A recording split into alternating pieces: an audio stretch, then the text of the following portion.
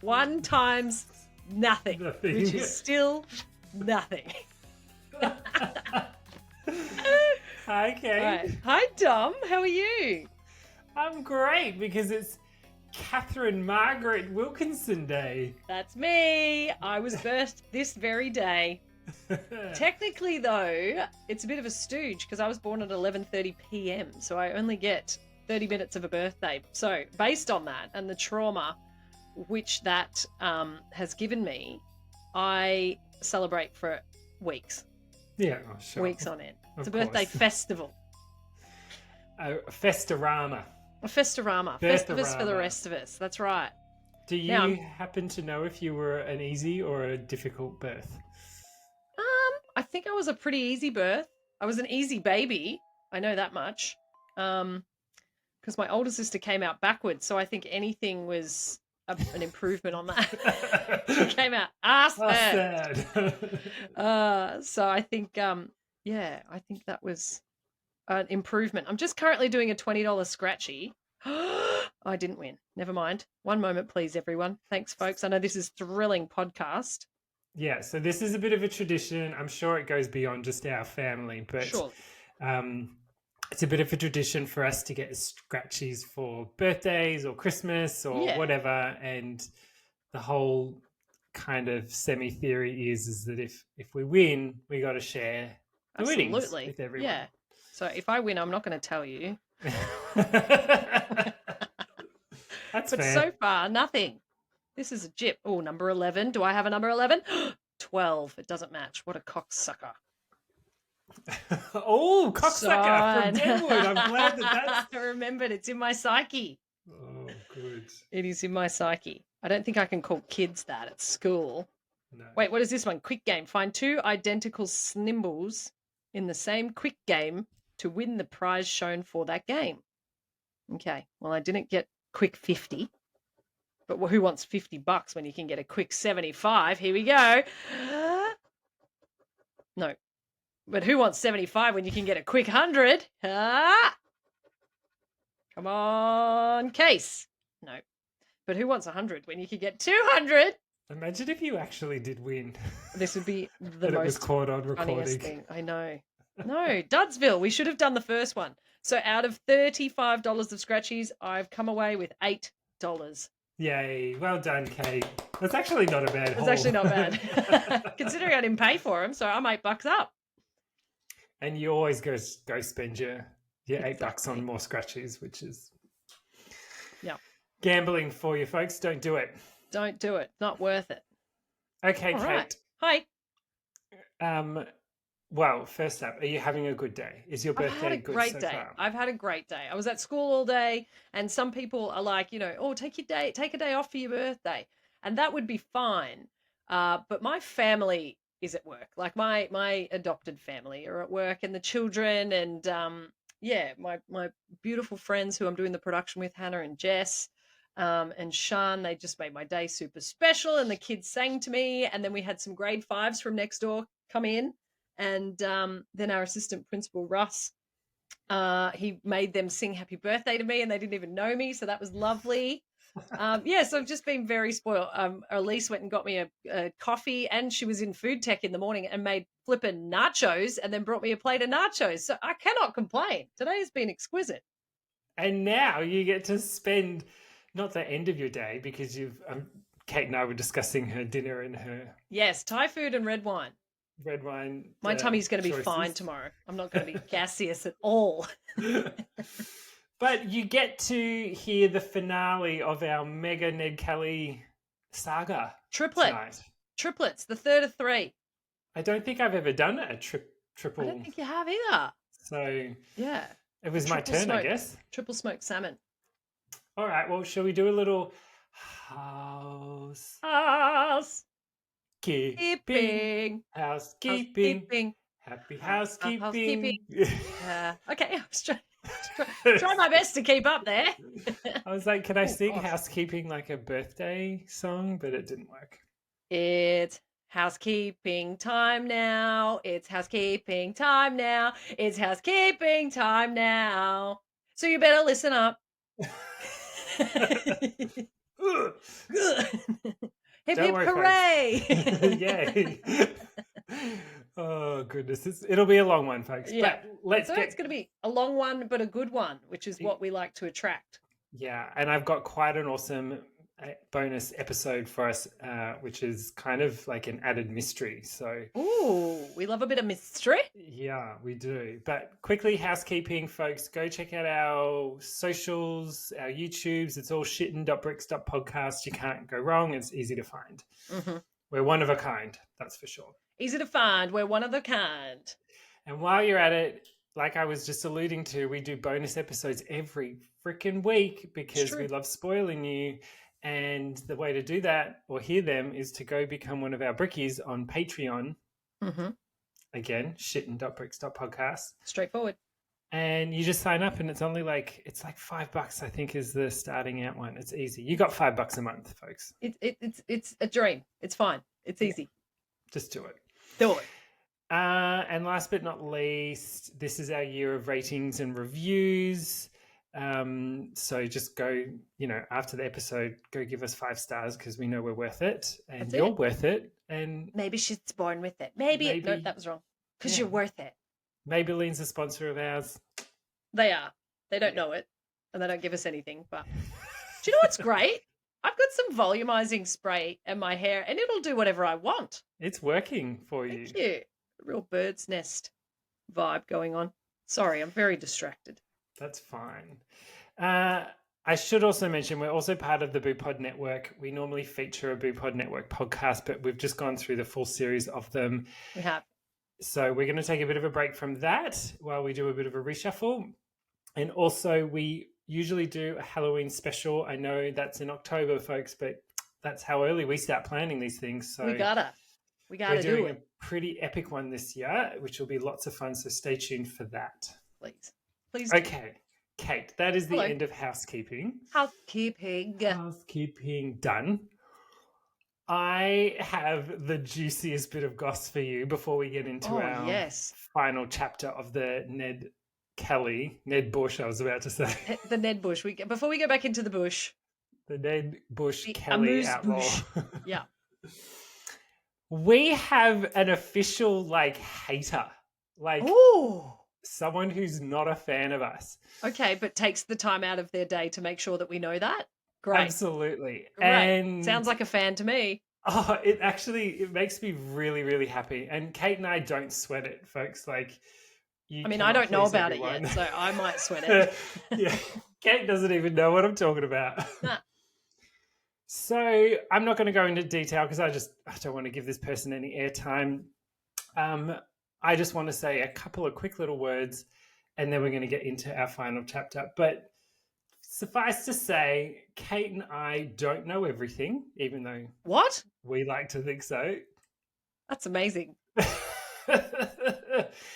And a story like Ned Kelly, which is so freaking old, it's almost impossible for anyone out there to be 100% certain of what happened and what was said and how you go about proving it. So, chill the fuck out. Back off. Enjoy the story. And I'm going to give you a huge favor. You know who you are. Just don't watch us. I'm giving you back an hour of your time and go do something productive instead of trolling us with your shit. Okay? Okay. And that's it. It's definitely, it sounds to me like a fan. I don't know. It sounds like they love it. So they want to interact and they want some juice. Guys, we're just a couple of ladies just putting on a show. Everybody just chill out. Yeah. We're just having some fun. They got us through COVID and now we like hanging out. So that's fine. Yeah. Go sit in the waiting room with Margie Thatcher. She's just popped the kettle on. Lizzie's popped the kettle on. We've got Bill the Ant is in there. Clock and laps, but free mushrooms. Free mushrooms for anyone who's nearby and can catch him. He's this quick little bugger. But yeah, we got everyone. We got everyone in there. There's a whale with a Guinness World Book of Records. Oh, God, stapled to its head. It's a thrill. A minute in that waiting room. Go hang out in there and have a ball. But Kate and I are busy because we Kate, I've got the epic ending of the Ned Bush Kelly gang saga. Let's go, Ned Bush. So let's get into it. Funding a republic. Okay, now, well, do you want to remember where we were up to? Yes. I guess I should pick up there. Pick up where we left off. So, allegedly, the Kelly gang are now robbing banks, funding the hopeful release of his mother after all those shenanigans, and we've just had the stringy bark shootout and all that jazz. So now they're the Kelly gang going around doing like the illegal Gucci gang. things. Yeah. So, Gucci gang. So that's why next section's called Funding a Republic. Now, circumstances had forced Ned's hand once again. The gang had been alerted to a number of their supporters being harassed by the local authorities to the point where livelihoods were at stake. Now, Ned needed a large amount of cash to cover the lost earnings and expenses his friends and relatives had to endure when their menfolk were locked away without trial for months on end, while their fields remained unsown and stock confiscated. This time, their target was the Bank of New South Wales in Geraldgeary. Geraldgeary. I think Geraldgeary. Geraldgeary sounds better. Okay. Someone will tell us on the internet that it's wrong. Yeah, that we won't be paying attention to. It was a Saturday night and they captured the 2 local policemen and locked them up. They then dressed themselves in police uniforms and stabled their horses. Next day, Ned supervised the rounding up of more than 60 townspeople in the dining room of the Royal Mail Hotel. Which one? Which happened to be next door to the bank. That's kind of nice. If you're going to hold people up, at least put them in a bar and they can get a bit fish-knicked and play some pool. Yeah, have a good time. Then he lectured to the captive audience from a document dictated by Ned to Joe Byrne, which he intended should be read by the entire world. It was a remarkable document, an autobiography, statement of fact, and self-justification, which ran to well over 7,500 words. And that became known as the Geraldgeary Letter.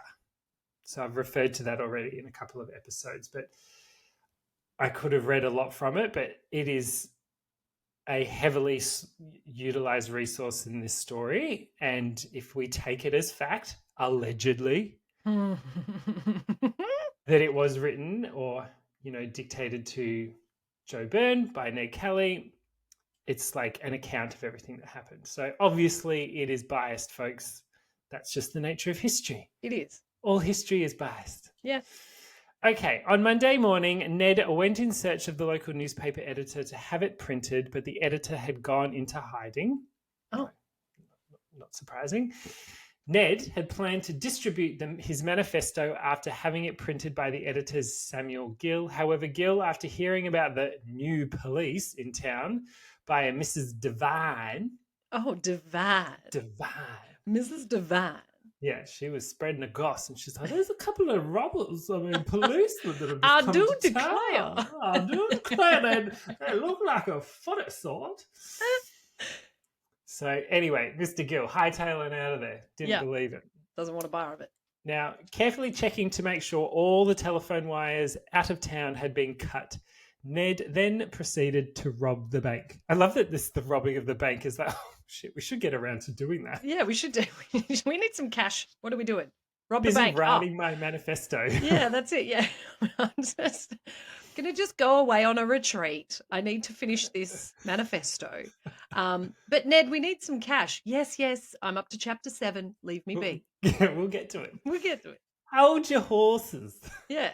Go to chat. Cup of tea with Mr. Vine. Now, the Bank of New South Wales lost over £2,000 in notes and coin that day, and Ned gave his manifesto to one of the tellers who swore he would give it to Donald Cameron, the MP, but instead he passed it on to the Crown Law Office in Melbourne. Tricky dicky. Now, the statement was then carefully copied, then put away, and was not produced at Kelly's trial, nor were its contents made known to the press. So this letter, is a bit of a mystery. Well, it didn't come out straight away. It was not until the 1930s that it was even made available to the public. By most accounts, after Gerald Deary, the Kelly gang went into hiding in the Bogong High Plains. However, reports circulated that members of the gang were seen as far away as Melbourne and Goulburn. The Victorian government increased the Kelly reward to £4,000, matched by a further £4,000 from New South Wales. The total worth more than $2 million today. Whoa. Ish. Yeah. But the Kelly gang had disappeared and would not be seen for 17 months until, spurred on by increased police provocation, Ned and the boys were incited to one final act. I swear, Kate, your group should have actually done this as like their production this year. Imagine a Kelly gang show. There would be one, surely. Surely. Yeah. Should we write one? Okay. We'll have at least one fan sitting in the audience going, "No, that's not wrong. No, that's factually incorrect." I think he called my... No, I'm not even going to go there. No, I was going to say, I'm like, yeah, we're not going to give him any airtime. Under the spotlight. Now, increasingly frustrated by support for the gang, the Victorian Police Force, under direction from Chief Commissioner Frederick Charles Standish, locked up Kelly friends and relatives for months without trial. When this move backfired, the police drew up a blacklist of Kelly associates or sympathisers who would not be allowed to take up land in the northeast. This ill-advised action tipped the Kelly outbreak into full-blown rebellion. Ned and the gang advanced plans for a republic of northeastern Victoria to be launched by a preemptive strike at their police enemies. But one of those enemies was laying his own devious plan to destroy the gang.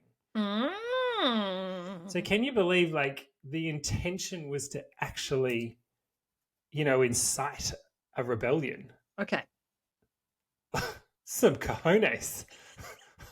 What are we going to do? Rebellion. Okay, let's ride. Yeah. Oh, by the way, this reminds me, a big shout out to someone that does deserve some airtime, Sam, one of our lovely, lovely listeners. So sweet. I've been chatting with Sam all this week. They've been sharing photos of their family, and she shared that one of her sons is like spitting image of Ned Kelly. What? Yeah. That's crazy. And I can attest to it. Yeah. But anyway, so lovely chatting with you this week, Sam. You're Hey, Sam. a doll. You're an absolute divine. You are. You're divine. You're a divine doll. Now, Aaron Sherritt. Remember Aaron Sherritt? He was the slightly dodgy one that was possibly turning everyone in and, Oh, like the snitch. The snitch? Mm-hmm. Now, he was a lifelong friend of Joe Byrne and had been a key Kelly agent while pretending to help the police. Yeah.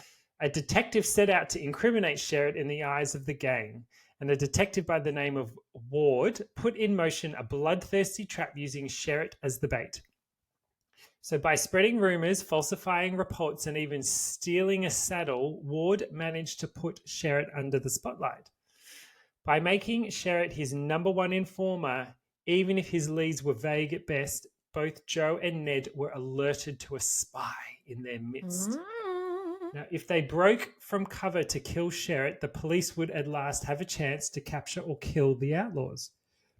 One night, Aaron Sherritt opened his door to find Joe Byrne standing there. Without a word, he shot Sherritt dead. Oh. Now, 4 armed police had been entrusted with the protection of Sherritt and his family, who by then were on the police payroll. Well, I mean, they Kate, do a very good job of that. I know, but doesn't this sound like a Sopranos episode? Yeah, it does. Right? Yeah. Or it's even just like the Godfather Part 2, where Pentangeli was being looked after, and then they got his brother over, and he was like, I'm family. What are you talking about, family? They didn't do anything wrong. We're just mates. We all know what happened there. Mm. If anyone ever invites you out onto a boat at night to go fishing, nah, I'm going to pass. Don't do it. I mean, I don't really want to go on a boat to go fishing anyway, particularly at night. I love fishing. Okay. I really enjoy the act of going, sitting, and fishing for a few hours. Like, I'll come oh and sit. yeah, have a Must I drink. fish? I'll just have a drink. Yeah, That's have a fine. drink, have a chit chat, and just Yeah. fish. Okay. Okay. Okay. Anyway, back to Sherritt, Mm. who's dead. Dead. Spoiler, folks. Spoiler. If you weren't listening 40 seconds ago. Shitty Sherritt's gone. Shady Sheriff. Now, Joe Byrne and Dan Kelly challenged them to come out and fight, but the troopers declined and instead hid under Sherritt's bed. After threatening to burn the house down, the two outlaws rode 65 kilometres across country to join Ned and Steve Hart in Glenrowan. The gang had taken over the town in preparation for the derailment of the police special. Now, the four outlaws waited with their armour. Check out our socials, folks, if you have no idea what that is. They're rad armour. They were in their armour in Glenrowan at the Glenrowan Inn, ready to advance on the wrecked train and do battle with any survivors. Their plan depended on news of Sherritt's murder reaching police in Benalla, which is not too far away. Mm-hmm. However, the police party assigned to protecting Aaron did not venture out of Sherritt's hut until the next afternoon. Mm-hmm. They were obviously afraid. So the police train did not set out from Melbourne until just after 10 p.m. on Sunday, 30 hours after Aaron Sherritt's death. God, that's a hell of a long time to stand in the armour, waiting. Yeah. Just like, are they coming soon? I'm getting a bit uncomfortable and I could really use the bathroom.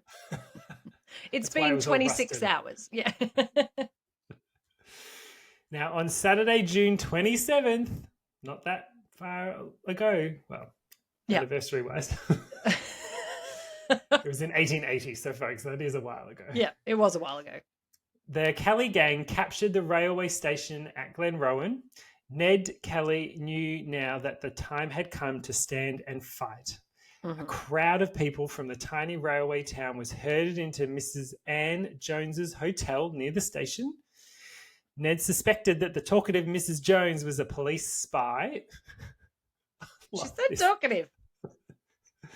I love the characters in this. It's just ridiculous.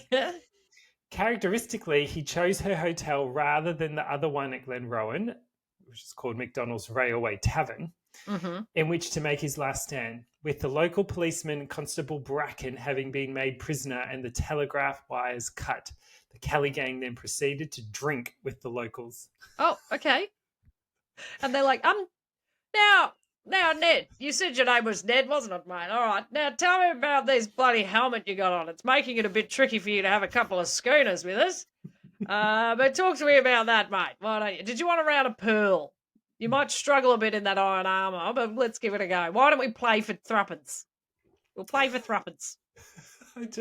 I love that in Australia they're waiting for a train to kickstart their rebellion. Let's just go to Mrs. Jones' go to the pub. hotel. Yeah, pub, have a drink with the local people. There's a sheriff or policeman tied up in the corner. Oh, tie him up. Yeah, he's fine. Happens every week, Dave. Yeah, don't worry about it. So Australian. Yeah. On the Sunday afternoon, they held a light-hearted sports meeting in the hotel yard. Putting aside his guns, Ned competed in a hop, step, and jump event while carrying under his overcoat a full set of armour.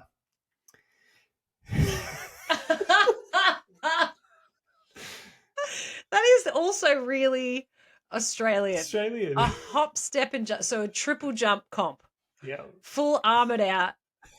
Couple of brewskis under the belt, few frothies, and they're going to play some hop, skip, and jump. Okay, good on you, mate. Well, what else are you going to do? You're going to wait all this time? I can't. Not like there was a metro announcement going, the train will be delayed by 6 hours. Now arriving at Hayington. Now, I got another fly in here. Fucking hell. Hang on a minute. Look what I got to show you. It's coming for her, folks. She lives in filth, really. Look at this shit. Kate. And this, I've got to try and get that fucking idiot. I'm showing the video, my fly trap thing, and it's covered. positively almost covered with these stupid little flies, and yet they're still hanging around. What is wrong with my plant? You need to there's a special spray Okay. that it doesn't harm the plant, and it coats the leaves and it coats the soil, and it makes it not good for them. Good. All right. Well, I'm going to do You that. put a little oil in it as well, and that means that eggs and things just slide off and die. Oh, eggs just slide right off. Okay, I'm going to put this back. One moment. Okay. Okay, sorry about that, folks. Bit of a derailment. Pardon the pun. Oh, Kate's going to love that. She wasn't here to hear it, but that was spot on. I just told can't a wait. really I good was joke. just about to say, I can't wait to listen to this because, folks, I put headphones in, so I can't hear Dominic when I take them out to show you my fly trap, which is really excellent for an audio medium. And I cannot wait to listen to this to hear what you've said. I thought it would just be like, oh, there she goes, bloody. No. Well, she's trotting off with her fat ass and bloody off she got. Yeah, because that's what I'd say. No. Okay, let's get back on track, shall we? Let's get down to business. People will get that joke. Now, Maybe. there was more drinking, but as evening approached, the Kellys decided to cut off Glenrowan more drastically. What do you... Okay, so there's no phone lines. They're playing hop, step, and jump, and then they go, do you know what? Something's not quite right here. We're going to have to step it up. Ned Kelly ordered a railway fettler by the name of Reardon to tear up a section of the railway track approximately 1.5 kilometres north of the station. The plan was to cripple the police special force, which the gang expected to be dispatched from Melbourne, and take the troopers and officials hostage. They would then demand an exchange for a number of prisoners, including Ned's mother, Ellen, and in the process declare the region the Republic of North East Victoria. By then, there were more than 30 people crowded into Mrs. Jones' hotel, and in the meantime, a police special dispatched from Melbourne and full of troopers, reporters, guns and ammunition was hurtling towards Glenrowan on its way to Wangaratta after being alerted to the Sherritt shooting. The stage was set for the final conflict. Oh, I like that. Thanks. That's an original. We're just adding our own little stings in. It almost went Dracula because the first sting was a bit Dracula, but I avoided it. That's okay. Dracula's a classic. It is. All right, the shooting begins. The Kellys had not slept for 2 nights. Not a good start. Well, they were too busy hop, step, and jumping. Yeah, put the beer down. But only the resourceful Constable Bracken and the school teacher Thomas Curnow were able to outwit them and escape. Well, of course, they were fucking drunk. Yeah, that's it. I can't imagine it would have been too hard. Clanging around. Clanging, banging and clanging. They couldn't see shit out of the slit in their helmet anyway. It. It's like this. It's like a letterbox. They're basically walking around inside a postage box. Now, a train crowded with police left Melbourne for Kelly Country at 10:15 p.m. that Sunday, as I said. In the early hours of next morning, the whistle of the approaching train could be heard above the noise in Mrs. Jones's hotel. The Kelly gang waited for the sound of derailment, but it never came. After earlier convincing Ned Kelly to release him, Thomas Curnow, the teacher, the crippled Glenrowan school teacher, who was crippled, by the way, which is not PC, but yeah. He had hobbled 500 metres south from the railway station along the track towards Melbourne, waving a light shaded in a red cloth shawl that he had borrowed from his wife. The train stopped before it reached the rail break, and armed police and native troopers leapt out. Mrs. Reardon, imprisoned in the hotel with her children, could hear clanking as Ned Kelly donned his armour in a back room. Had a little fun on the back, you know. Clanking around. Hammered out, now the armour was hammered out from ploughshares. The armour consisted of a cylindrical helmet, a breastplate with apron, and a back plate laced with leather thongs. Oh, ooh. Stop it. Daddy, put your armour on me. Right. That's our soundbite for the episode. Yeah, okay. That's the name of today's episode. Daddy, put your armour on me. Now, if you're interested, the armor weighed 90 pounds. I didn't convert that for us, Kate, I'm so on it. maybe you can do that for It's us. nearly double. Now, Superintendent Francis Hare, who had been in charge of the Kelly hunt after Euroa until exhaustion caused him to pull out, had taken over the pursuit yet again just before Glenrowan. At 3 a.m., under bright moonlight, Hare ordered his men to move along the trees and surround the hotel. As they took up firing positions, the Kelly gang came out and started shooting. In the very first volley, Hare was wounded in the forearm by a bullet. He promptly retired to the safety of the post office, leaving some 50 police without a commanding officer. Oh. In the exchange of fire, Joe Byrne was shot in the leg. Then he, Dan, and Steve retreated into the hotel. Ned Kelly, who was shot in the foot, hand, and arm, escaped into the trees to warn the armed sympathizers that their plan to derail the train had failed. Yeah. During the confusion, signal rockets had been fired to alert Ned's militia, and McDonald's Railway Tavern stood across from the Glenrowan Railway Station. It was in front of this hotel where Jack Lloyd mistakenly fired 2 rockets to rally the sympathizers. Whoops. The dream of a republic of northeast Victoria died with Kurnow and the waving of a red scarf. Shouldn't have let the teacher out. Bloody teachers. Dibber-dubbers. Mm-hmm. How much is 90 pounds, Kate? 40 kilos. 40, nearly 41. Yeah, so that's pretty heavy. That's 2 bits. That's a bit of, I weigh 40 kilos. Good on you. That would be a problem if I weighed 40 kilos. I'm a tall-ish person. Yes, you are. Yeah. Wow. That's 10 seconds of your life you'll never get back, folks. You're welcome. I got to spend it with you. I'm happy. It's Kate Day, National Kate Day. National Kate Day. It has felt that way. Now, the women and children pinned inside the inn were screaming, but the police kept up a murderous rate of gunfire. I mean, come on, folks. Yeah. Just it's a barrage. Friendly non-stop. Fire. Now, Dan Kelly ordered the townspeople to lie flat and not to raise their heads. As night faded, the police kept up their barrage while sporadic gunfire emanated from the outlaws' guns. Inside the hotel, Joe Byrne grabbed a bottle of whiskey, straightened up to drink it, and halfway through a toast dropped dead with a bullet to his groin. Oh, mamma mia. Yeah, not a place where you want to get shot. No, I don't want to get shot anywhere, but particularly my groin.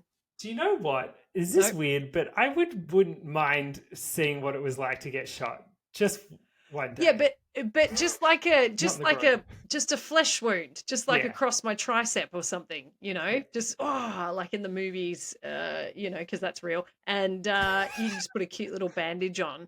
But I read books all the time, and they're like, yeah, we shot him in the stomach because it's the most painful way, because it takes a really long time for you to bleed out, and you just feel the pain the whole time.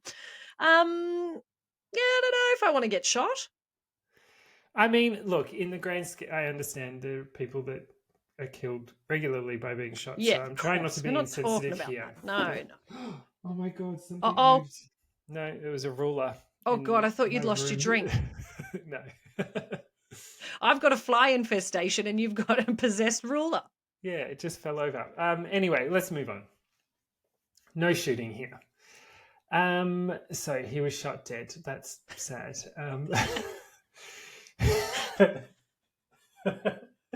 Why do I do that? I don't know. No shooting here. So he was shot dead. That's sad. That's sad. Well, anyway. Now John Sadlier writes of Joe's final scene in the Glenrowan pub. As he writes, he says, "We were told that Byrne had been firing and was in great spirits, boasting of what the gang was going to do. The work was hot and he went to the counter for a drink.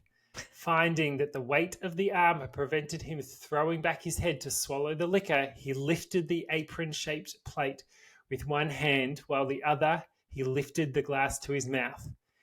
In this attitude, a chance bullet struck him in the groin, and spinning around once, he fell dead."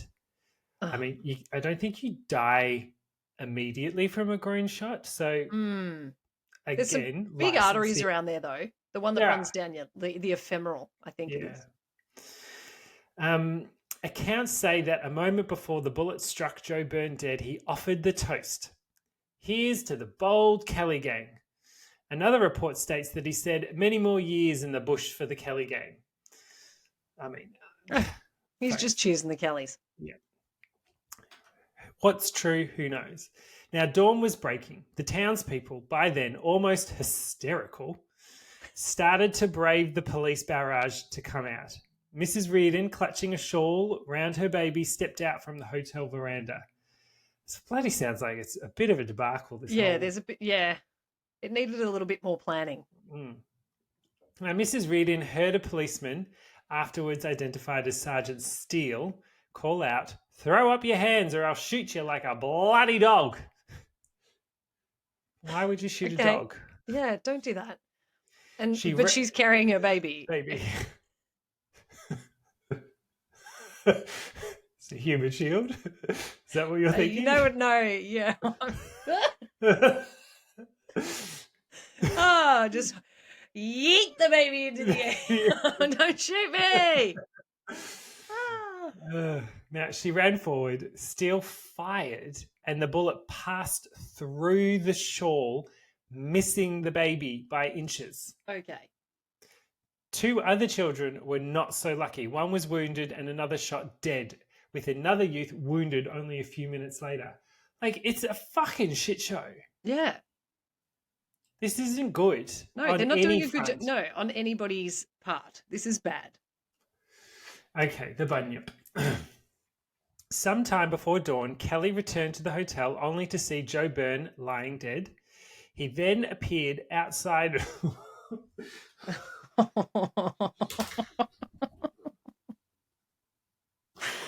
Oh, this episode is loose.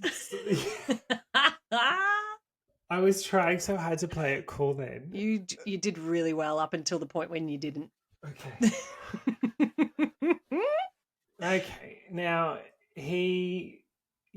Burns, he you then seen appeared. Burns dead? Yeah. He's Yeah. seen Burns dead. He then appeared outside the hotel and headed into the bush, hoping the surviving gang members would follow. Oh. He then collapsed. Remember, he'd been shot a few times. A couple of times, yeah. Ned has lost so much blood, has missed 2 nights' sleep, and is still carrying the 40 kilos, 90 pounds of armor. Maybe he shouldn't have played hop, skip, and jump. No, that's what did it. Yeah. There you go, folks. There's your lesson for today's episode.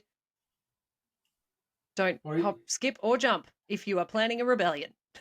I reckon it Simple. was. You know that moment when you've had just enough to drink and you play the best pool of your life? Yes. But if you have one more sip, it just goes to shit? Yeah. That's what's happened. Yeah. He hop, skipped, and jumped when he was just on the borderline, and then he got shot a few times. So I think it really went downhill from there. He wasn't the only one. No. Now, here amongst the trees, Ned is comforted by his cousin, Tom Lloyd, the son of Ned's uncle, Jack Lloyd. Tom Jr. was possibly closer to Ned than any member of the gang. Tom was a staunch supporter of Ned and was often referred to as the 5th member of the Kelly gang. He is recognised today as an important piece of the Kelly puzzle, which you can pick up for $29.95 from prison jail. Big W. Oh, Glen Rowan. I don't know. Yeah. I'm just making it up. I was too smart for my own good. It was a smart joke and it didn't land. I love smart jokes, though.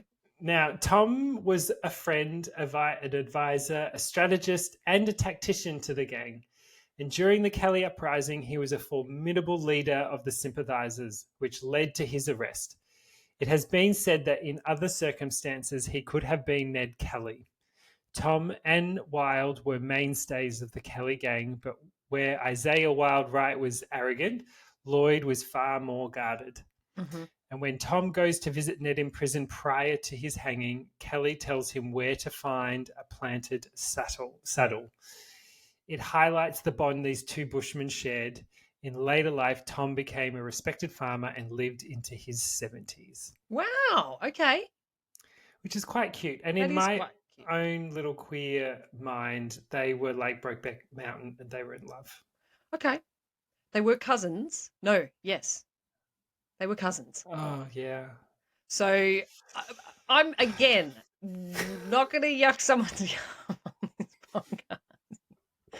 Thanks for And reminding me of that. hey, no problem. That's okay. I was just reliving that, but I think that's a really sweet bond, regardless of how intimate it Still. was.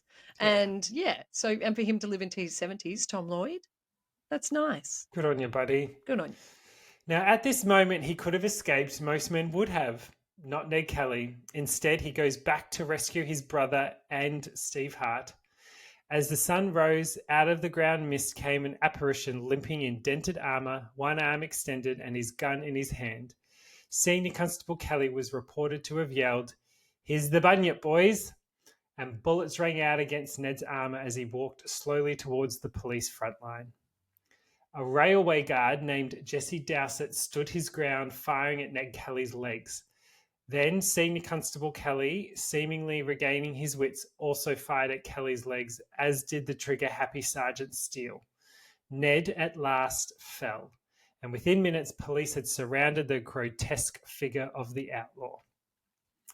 They had to cut the straps to free Ned from his armour. His face was a mask of blood, and while Steele declared he alone wounded, unmasked and disarmed Ned Kelly, other men also claimed they helped by wrestling down Ned and hauling off his helmet and armour. Which just goes to the point, Kate, as folklore and as tales get told over and over and over again in the favour of, someone like a Ned Kelly, that goes both the opposite way for the coppers and the policemen. They're just as susceptible for telling fibs and telling dodgy recounts of what actually happened. Of course. And just to go back, when they said, "Here's the bunyip, boys," yes. I just looked that up super quickly. So the bunyip is a creature from Indigenous mythology of southeastern Australia, said to lurk in swamps, billabongs, creeks, riverbeds, and waterholes. Some of the pictures of a bunyip, I don't want to meet one if that's what they look like, because that's not very cool. Bit creepy looking. But yeah, that was because I know of bunyips, but I didn't know what the history of it was. So there we go, we're all learning. Don't you love it? Now, Constable Hugh Bracken was quoted as saying, "I'll shoot any bloody man that dares touch him." And after a remarkable half-hour gunfight and suffering the effects of 28 bullet wounds, Ned was carried into the railway station close to death. With sunrise, another train had arrived at Glenrowan. One of its passengers was Father Matthew Gibney, a Roman Catholic priest, and Ned Kelly's sisters Kate and Maggie begged Gibney to see their brother and give him his last rites. Now, Father Gibney found the outlaw conscious and administered the sacraments to a critically wounded Ned Kelly. He then went to the hotel, and at 3 p.m., thinking all the townspeople were out, a police constable had crept close and fired the Glenrowan Inn with straw soaked in kerosene, which quickly razed the hotel to the ground. Yeah.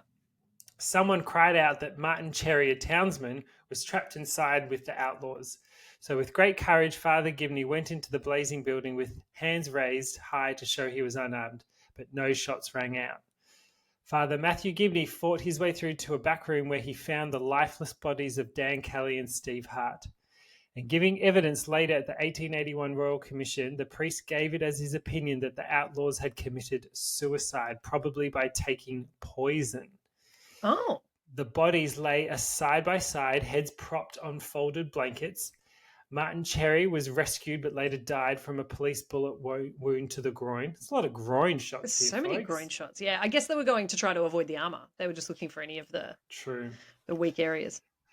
The police managed to drag the body of Byrne from the burning inn moments before the entire building was engulfed in flames, while those of Dan Kelly and Steve Hart were charred beyond recognition. Later that day, families claimed both the bodies of Dan and Steve, who, after a volatile wake at 11 Mile Creek, were buried in Greta Cemetery. All right, folks. Whew. Quite an emotional little moment that was. Yeah. What happened afterwards? Justice. Harsh it was. Now, In only 4 days, Joe Byrne had lost not only his life and that of 2 gang members, but had taken the life of his best mate, Aaron Sherritt, and had also lost the recognition of his mother, who refused to claim the body from the Benalla lockup. The same woman who frequently would welcome her son to her woolshed home during the long nights of the police hunt, right under their very noses. And until recently, Joe was buried in the Benalla Cemetery in an unmarked grave. However, today a gravestone marks his final resting place. Now, after a petty sessions hearing at Beechworth in August, Ned Kelly, who did not die, was taken to Melbourne. Was taken to Melbourne, and passing through the streets thronged with gaping people, he was deemed fit to stand trial for murder at Melbourne Supreme Court on October 28, 1880. The judge, Sir Redmond Barry, who had once made a grim promise that he would see Ned Kelly hang, wanted to dispose of the trial in a single day in order to have it finished before the Melbourne Cup. We've got to put a bet on the ponies, Dal. Let's just wrap this up today. Fuck me. I hate everything about this. I hate it. Yeah. Now, the inexperienced barrister defending Ned was no match for an expert prosecutor, a determined judge, and a chief Crown witness, a constable who escaped at Stringy Bark Creek who had committed perjury. Barry also misdirected the jury on a vital point of law concerning self-defense. Inevitably, a guilty verdict was announced, and look, folks, I'm not really here to neither defend or deny Ned Kelly's actions. They were clearly illegal. Yeah, for sure. That's not what we're here for. But still, a fair trial, maybe not. Yeah. This was. Okay. Now, Barry sentenced Ned to hang, concluding with, "And may the Lord have mercy on your soul." Which, that must be one of the most famous, like, death sentence quotes. Yeah. Ned famously retorted, "I will see you there, wherever I go." And 12 days after Ned was executed, Judge Barry dropped dead in his chambers on November 23rd, 1880. Stop it. I can't. Wow. The Kelly curse. Holy moly. Gotcha. Not that Barry. Not that he deserved to die, because, yeah, Ned Kelly has broken the law and he's been charged accordingly. But that's pretty astounding. Creepy. Yeah. Now, Ned Kelly's execution was scheduled for Thursday, November 11th, 1880, only 13 days after his trial. A massive movement was launched to save his life. There were huge public hearings, torchlit marches, a deputation to the governor, and a petition for Ned's reprieve from execution. 3 days before the planned hanging, the petition was presented to the governor with more than 32,000 signatures, Kate. Wow. And an hour later, the Executive Council announced that the execution would still go ahead. At 9 a.m. on the morning of November 11th, as a crowd of 5,000 people gathered outside the Melbourne jail, with a G, Ned was transferred to the condemned cell, which you have stood in, Kate. Wait, at Melbourne jail? Yeah. Yeah, I haven't been to that one. I went to Pentridge. It's a different one? Yeah. He was moved back to Pentridge. And then yes. his I get it. Yeah. remains. Which we're gonna get into if I've got time. Oh my god, I've got so much to get. Yes, no, I do have time. Yeah, we got it. We got this. Oh my god, it's almost done. At 9 a.m., blah blah blah. Yeah, he was he was transferred to the condemned cell. Now, just before 10 a.m., he was led out onto the scaffold. I've got a beautiful artist rendition of this in our socials, folks, so go check it out. And as the hangman, Elijah Upjohn, a transported English convict who was serving a sentence for chicken stealing. I love that they got a chicken stealer to do the hanging. I also wonder how many jokes he would have got with his surname. Yeah. Upjohn. What's Upjohn? Chicken for dinner, Upjohn? Chicken? Burger? Now, he adjusted the hood to cover his face, and Kelly's last words were, well, I suppose it has to come to this. Such is life. There it is. At 4 minutes past 10, the executioner pulled the lever and Ned Kelly plunged into immortality. His headless body was buried in an unmarked grave on the grounds of the old Melbourne jail. Mm-hmm. And in the 1920s, it was then removed to the Pentridge Prison Cemetery and eventually rested in peace at Great Cemetery with his mother and extended family. Mm-hmm. To wrap us up, folks, for months after his death, Ned Kelly's rebellion simmered in northeast Victoria, fueled by the distribution of over £8,000 reward money. This is often referred to as blood money by the gang's many sympathisers, and the 1881 Royal Commission on the Police Force of Victoria that exposed a number of police spies in the Kelly country. The Commission also found that the incident, however, which seems to have more immediately precipitated the outbreak, was the attempt of Constable Fitzpatrick to arrest Dan Kelly at his mother's hut way back when on the 15th of April, 1878. Remember that night? Mm-hmm. He got drunk and went on his own and got shot in the wrist. And yeah. Allegedly. Now, stationed along with 3 fellow officers, Senior Constable Robert Graham was entrusted to bring order to a highly volatile situation. For a while, the police occupied the first floor of O'Brien's Hotel, and Kelly sympathisers swore vengeance in the bar below. Now, rumour had it new suits of armour were being made, and Graham, in charge of the Kellys' hometown, Greta, traced the root cause of the trouble. It was ultimately land.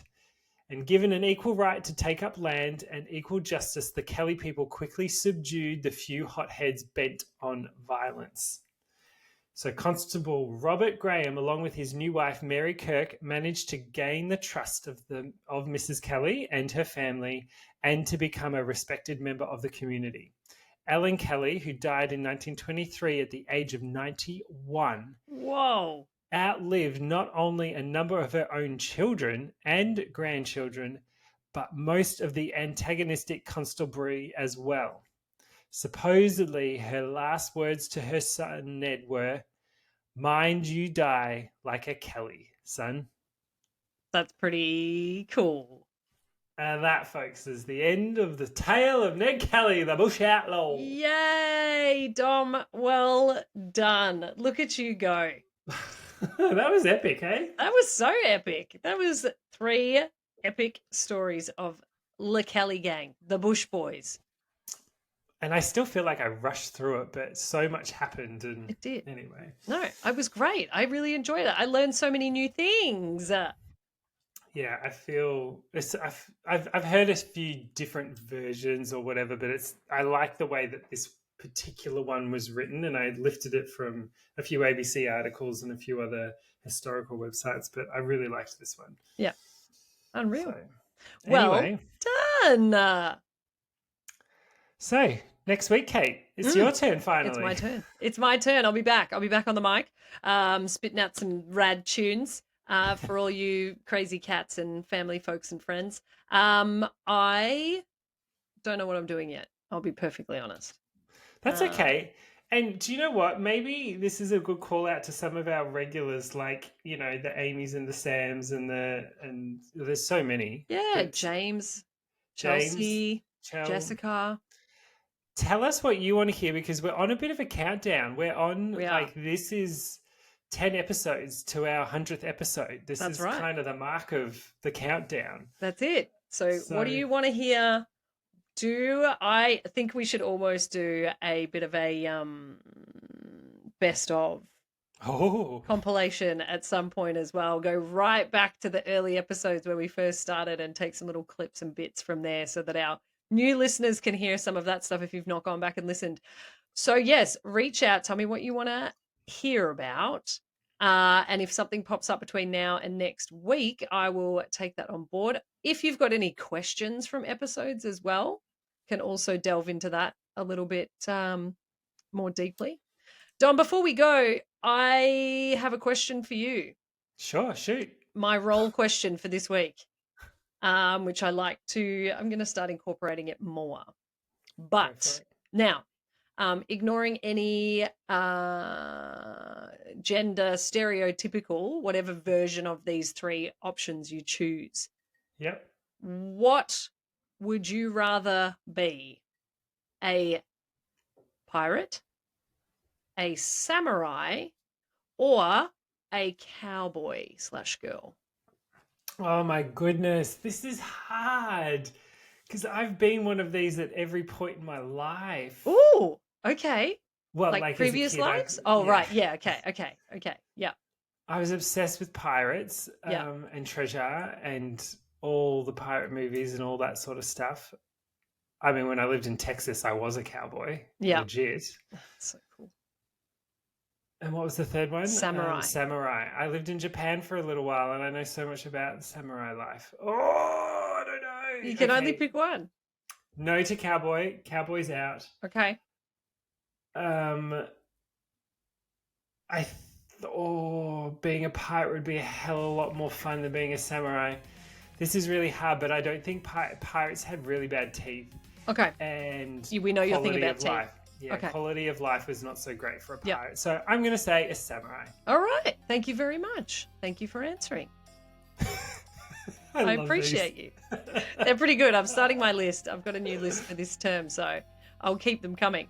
But thank you again, Dom, and thank you to our listeners. We love you guys, and we will be back again next week with our same shenanigans. But don't forget, right now, Dom and I are going to go and record our Patreon post show mini ep. So jump on, $5. Come and have a listen. It's a real good one. It's a proper mystery, folks. All right. Look forward to it. See you soon. Bye. Love you. Mwah.